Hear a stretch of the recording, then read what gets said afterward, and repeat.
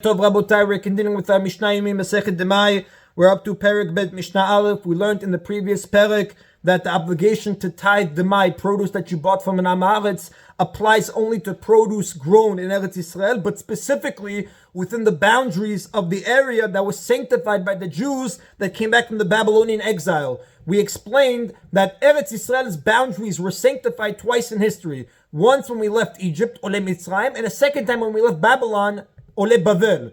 The obligation to separate produce that you got from Am Haaretz, known as Demai, only applies to the borders that were sanctified by the second group, the ones that came out of Bavel.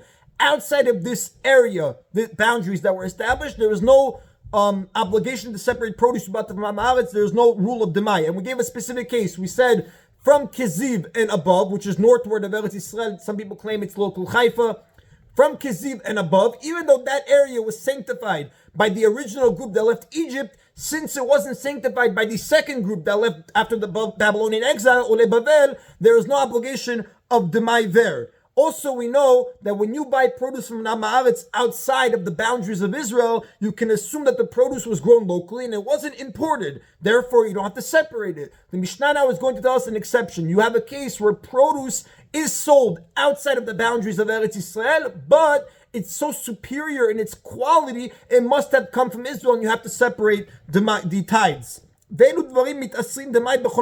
following is going to be a list of produce that you separate under the law of Demai anywhere you bought it, even outside of Eretz Yisrael. Hadvela, pressed figs, vatmarim, dates, vacheruvim, carrots, saoris, rice, vakumin, and cumin. Now, the Mefarshim explained that out of all these different types of produce, we're speaking about a superior variety of each one of them. And the Mefarshim tell us figs that are incomparably sweet, dates that are extraordinarily large, carrots that are straight and beautiful, rice that is extremely white. Since such produce had to have been grown in Eretz Yisrael, because Eretz Yisrael we know was praised for how its produce, the quality of its produce, since it must have come there, we say that it was imported, and therefore even though you bought it in this Keziv and above area, which generally doesn't have the rule of Demai, you have to separate Demai because it for sure came from Eretz Yisrael. Now we know, even though produce that was grown outside of Eretz Yisrael is not subject to the laws of Demai, the rabbis made a rule that any produce that was imported from outside of Israel into Israel is subject to the laws of Demai. Why? We have a concern. If right now somebody imports apples from America to Israel, right, and Am Haaretz imports it, now you have these apples on your table. People get confused. They don't know it came from outside of Israel. They think you bought it from an Am Haaretz here, and then they won't tithe it properly. They're going to think that produce grown in Israel doesn't have the laws of Demai. Therefore, to avoid this confusion, Chachamim say anything that's imported has to have the Demai removed from it, even though it wasn't grown in Israel, except the Mishnah tells us, except for the rice that is grown outside of Eretz Yisrael. Whoever uses it, even in Eretz Yisrael, is exempt from tithing it as Demai, because the Mefarshim explained to us that rice that is grown in Chutz Haaretz looks very different from rice that was grown in Eretz Yisrael specifically. This is the only exception. Rice that was grown outside of Israel looks very different than rice that was grown in Israel, since there's no concern that people are going to confuse the two and end up eating rice grown in Eretz Yisrael without tithing it. Chachamim did not include rice in this rule that whatever is imported has to have the tithe separated from it. Rice is the only species. In Israel, however, if you buy ordinary dates, figs, etc., they don't have those tremendous qualities that we spoke about. They're also obligated in Demai if they're imported, because again, they look like regular. Eretz Yisrael also has regular produce. It doesn't only have extraordinary figs and great dates. Dates. It has regular dates, regular figs, regular carobs, rice, and cumin. So even if dates or figs are imported, since they can look like, people might get confused that they might have thought you bought it from Am Haaretz in Israel, those have to be tithed, because again, you have this problem of confusion. The only exception is when rice is imported from outside of Israel to Israel. That looks different. There is no concern for confusion. That is the end of Mishnah Aleph. Mishnah Bet Rabotai, we know biblically any person is believed to say that the produce that I have is tithed. We usually believe people. We don't say a person is lying. However, when the Chachamim made this rule of Demai, they also made a rule that a regular person, is not believed to say that his produce was tithed unless he fulfills certain requirements. He conforms to a certain standard, which the Mishnah is going to tell us now. What does the person have to accept upon himself to join this group of people that are believed that his produce was tithed? Hamikabel alav liot ne'eman. Somebody who wants to accept upon himself to be a believable person, that his fruits from now on, his produce, when he says it was tithed, we believe that it was tithed and we eat it. So the rule is like this: me'aser et shu ochel.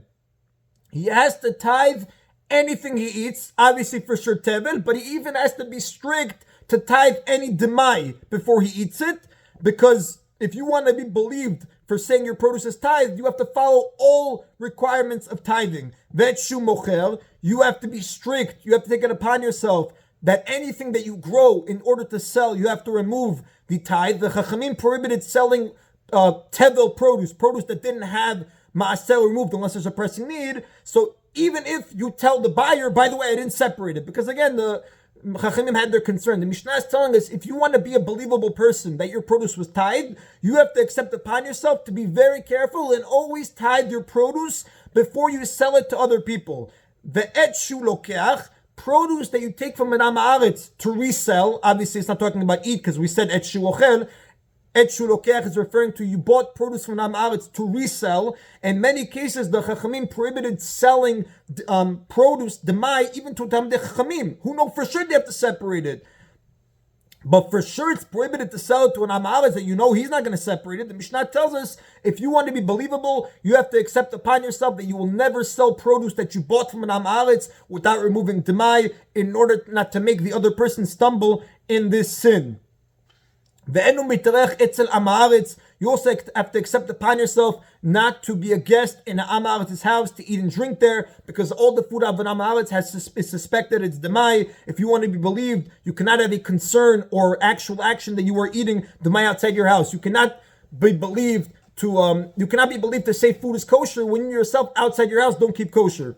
Therefore, one of the requirements is you cannot be a guest in am haaretz's house, because in that case you might either be suspected or actually end up eating demai. Now, these requirements all have to be said that you are going to accept in front of a group of 3 people. Some people claim in front of Talmidei Chachamim that are believed even by Tuma and Tara. Some people claim only by 3 people that are even believed by just Ma'asrot. Nevertheless, it has to be made in front of 3 people, and witnesses have to testify, kosher witnesses have to testify that you have followed through in your commitment, and after that, we enact you as a believable person.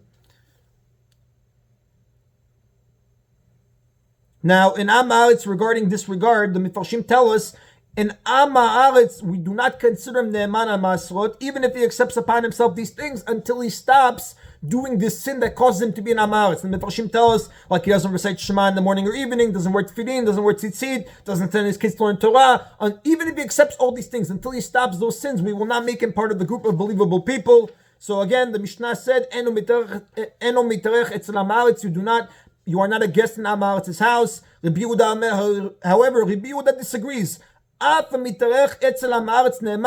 Even if after you accepted upon yourself not to eat in am haaretz's house, not to be a guest in his house, and you went and you were a guest in his house, Rabbi Yehuda says that you don't lose your liability because of this, because maybe the reason that you went there, not because you're not reliable, but because it's too hard for you not to go to your friend's house, and since you're believed in general, there's no suspicion that you're going to eat the demai of other people. You're just going there because it's your friends.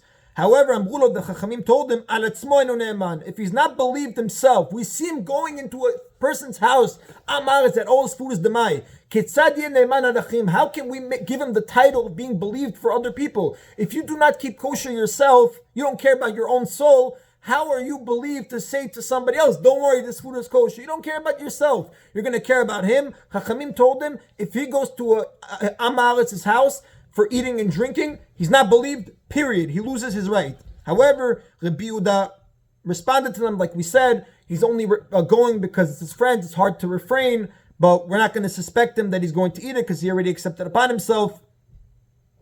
And even if he goes there and we suspect him that he ate because it was too hard not to go to his friends, at least he's not going to make other people stumble, because again, he accepted upon himself to prevent other people from eating demai. He himself fell in the struggle because it's his friend's house. Okay, Rabbi Yehuda says, but he's not going to make other people fall. Chachamim say, you're not believed on yourself. You yourself fall in the sin. You cannot protect other people from not falling in the sin by telling them, don't worry, it's good. The Rav says the halakha follows Chachamim, not Rabbi Yehuda. That is the end of today's Mishnah. Mi Rabotai, Baruch Adonai Leolam, Amen v'Amen.